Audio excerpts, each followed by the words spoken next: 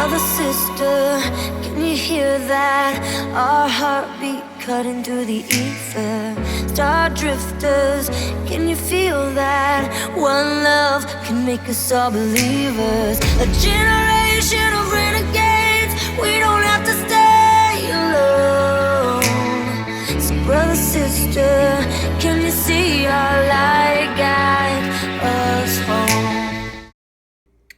So before I jump into the actual workout, I want to give you guys a little anatomy lesson. Nothing super intense, just a very brief overview of the abdomen anatomy. And so the first one I want to talk about is the rectus abdominis muscle, also known as the six-pack. This muscle is made up of 8 different muscle bellies, and when these muscles are contracted, as long as the individual has a certain level of leanness, then that's where you get the whole six-pack appearance from. So this muscle helps maintain good posture. It's the primary muscle for posture. It's also the primary muscle involved in any crunching or sit-up kind of movement that we perform. So as you'll see in the following exercises, there are 2 ways to work this muscle. You can either perform a muscle bringing the chest towards the pelvis like a crunch, or bringing the pelvis to the chest like a leg or a hip raise or something like that. So when you hear people say that they want to target their upper ab or their lower abs, that's pretty much what they're doing. Upper abs are focusing on bringing the chest to the pelvis, and like focusing on the lower abs is bringing the pelvis to the chest.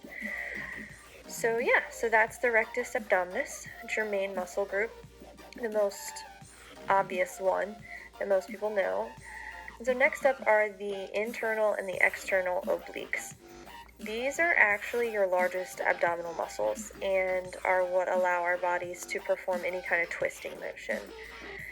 And they work in symphony with one another. So for example, if you were to twist your body to the right, you're not only contracting your right internal oblique, but your left external oblique is also contracting at the same time. So they work together whenever a twisting motion has occurred. And then lastly, you have your transverse abdominis. So that's your really, really deep abdominal muscle. There aren't really many movements that focus solely on this muscle because just about every ab movement engages it to some degree. However, that doesn't mean that it's not important and you shouldn't really work on it. So, like I said, this is the deepest, quote-unquote, muscle in your abdomen. And its main function is honestly to hold your entire abdominal structure together, which to me is probably one of the most important functions. So, a really great exercise, like I said, in addition to just about any ab exercise, is a plank. Because this isometric hold really requires you to force that engagement of that deep muscle. So any kind of isometric hold similar to a plank would work really well. So that's what I got for you. That's your basic muscle anatomy of the abdomen.